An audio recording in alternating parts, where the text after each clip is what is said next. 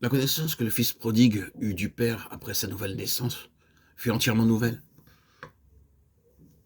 telle qu'il n'en avait jamais eu auparavant. Il n'avait réellement jamais connu son père avant que la grâce ne paraisse. Son esprit avait été tiré de la mort, de l'obscurité, de l'éloignement, de la désolation, du chaos. Et il eut alors non pas simplement une connaissance objective de celui qu'il avait appelé père, mais une compréhension et une appréciation subjective et expérimentale de lui, car l'esprit du Fils était né en lui, ou lui avait été donné, par lequel il s'écria Abba Père. Il n'y a pas de relation avec Dieu ou de connaissance de Dieu qui nous sauve, si ce n'est par la grâce et la nouvelle naissance. Ainsi donc, ceux qui sont nés de nouveau sont devenus de petits enfants. Matthieu 18,3, de petits enfants en Christ. 1 Corinthiens 3,1. Dans les choses spirituelles, ce n'est pas mal si nous ne le restons pas. Ces petits enfants doivent tout apprendre à nouveau, parce que toutes choses sont devenues nouvelles. Et tout cela vient de Dieu. 2 Corinthiens 5, 17, 18. Ils ont à apprendre une nouvelle sorte de connaissance, à vivre un nouveau genre de vie, en nouveauté de vie. Romains 6, 4.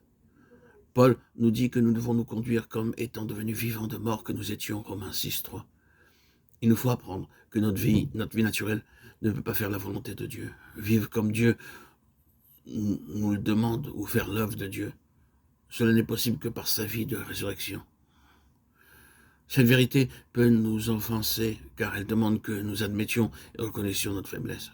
Elle nous demande de confesser que si, en nous-mêmes, pour tous les desseins de Dieu, nous sommes impuissants et indignes, et que par nous-mêmes, nous ne pouvons rien faire. Le culte qu'a l'homme naturel pour la force, la capacité, le pouvoir, le succès, éprouve un terrible échec lorsqu'il se trouve en présence de cette déclaration que le triomphe universel de Christ sur des hiérarchies plus puissantes que celles de la chair et du sang est établi, parce qu'il a été crucifié dans sa faiblesse. 2 Corinthiens 13, 4.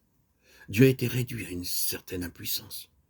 Et la folie de Dieu est plus sage que les hommes, et la faiblesse de Dieu plus forte que les hommes. Considérez, frères et sœurs en Christ, mes chers bien-aimés, mes chers amis, auditeurs, auditrices, que parmi vous, qui avez été appelés, il n'y a ni beaucoup de sages selon la chair, ni beaucoup de puissants, ni beaucoup de nobles. Mais Dieu a choisi les choses folles du monde pour confondre les sages. Dieu a choisi les choses faibles du monde pour confondre les fortes. 1 Corinthiens 1, 25, 27. Se glorifier dans les infirmités afin que la puissance de Christ repose sur lui, c'est un cri qui est bien éloigné de Saül de Tarse naturel. Mais quel changement extraordinaire s'est fait dans sa mentalité. Dieu a cependant toujours tracé une ligne très large entre la force et la puissance naturelle, d'un côté, et mon esprit de l'autre. Et cette distinction demeure à jamais. Ce n'est pas par la puissance ou par la force, mais c'est par mon esprit que s'accomplit cette œuvre, a dit l'Éternel. Zacharie 4, 6.